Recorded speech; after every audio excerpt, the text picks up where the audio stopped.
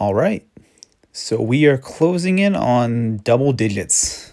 Um, I've written now for 1 week consistently, which is awesome. It's not something I have done probably since at least back in like May. So pretty wild to think that, I've gone several months without even getting 1 week of consistent writing in. But here we are. It's always funny too. Nobody hates writing more than writers. Nobody dreads the process of going to the keyboard more than writers. I do think that's actually quite healthy in its own way, because often this dread comes from a place of perfectionism. It comes from a place of wanting to put your best work out there. It comes from a place of knowing that someday someone's going to read your work, or at least that desire that someday someone's going to read your work, and you have to sit there and you have to turn out some pretty decent content. You've got to show up basically and turn out some pretty good pages.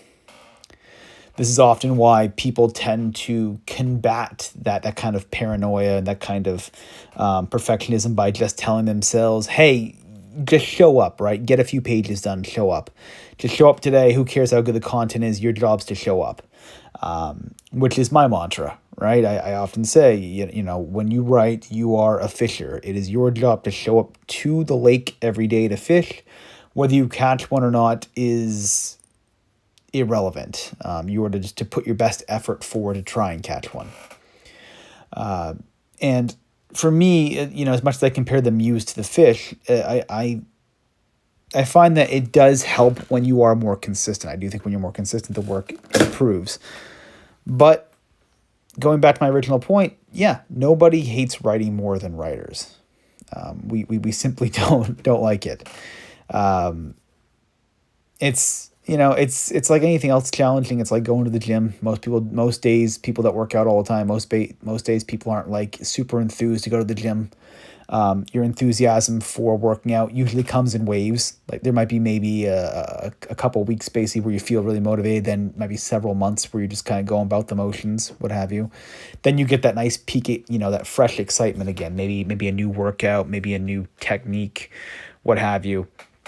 Maybe you break through some sort of plateau that you've been at, hits you. And it's the same thing with writing. It's very, very rare that you're ever going to be carried to the page by the muse. And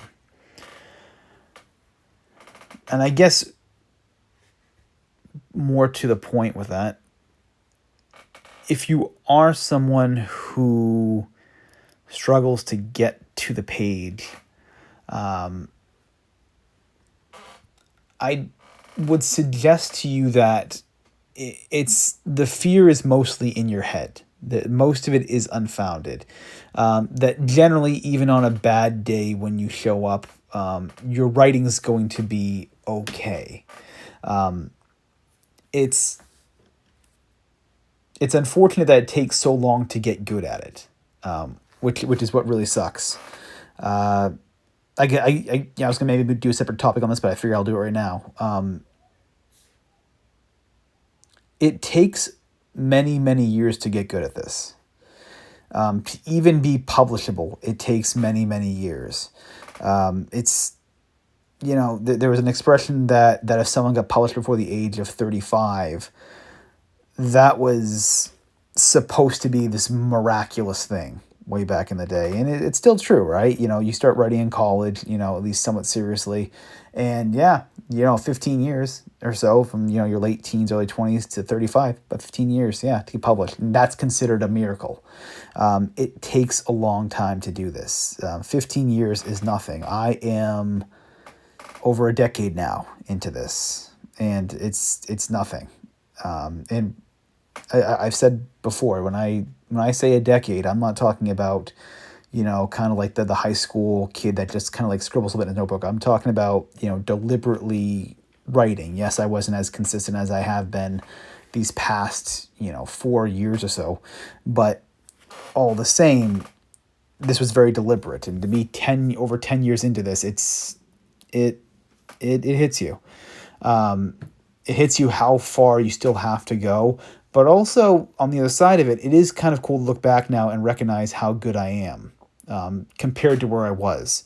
It's cool to be able to write chapters now that actually sound close to what I have in my head, as opposed to when you first start out and what you have in your head and what you have on the page never matches up, and it just sucks. And there's a lot of years where it festers. That's what my book Going Over was all about. My book Going Over was all about someone who's been at their craft for many years and has been passed over, and they finally sort of get an opportunity. They finally have a chance to impress a gatekeeper. And, with it, again, 10 years sounds like nothing to someone who's been doing it for a very long time, and it sounds like forever to the newbie. But unfortunately, it does take time. This takes a very, very long time. And going to the page every day with a little bit of fear is normal for that. Dreading writing is very, very normal, especially in those early years. Just knowing where you have to get to. This is not... If someone had told me at the beginning of the process, if someone had told me, we'll say 11 years ago? 11 years ago that, hey, you're going to be 11 years into this and you'll finally have 2 books out that you'll be proud of, but that's in 1 short story published. If someone told me that's all you're going to get after 11 years of work, I don't know.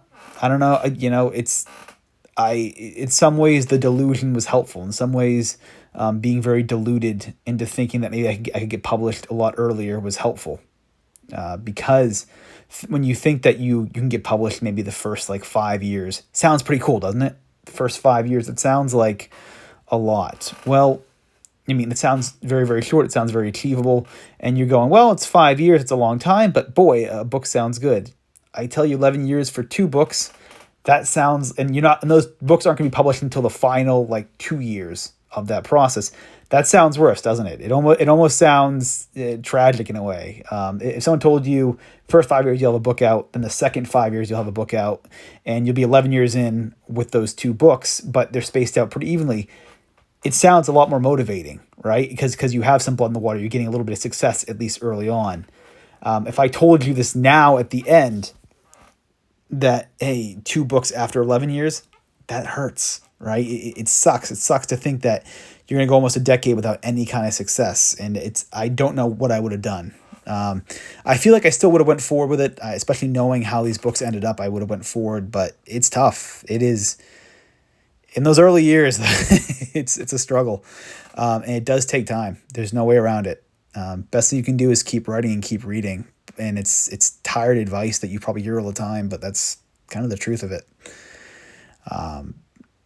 So yeah, I'll leave it here. I don't want to be too much of a downer, but I will see you all tomorrow. Maybe I'll talk a little bit more about this topic tomorrow.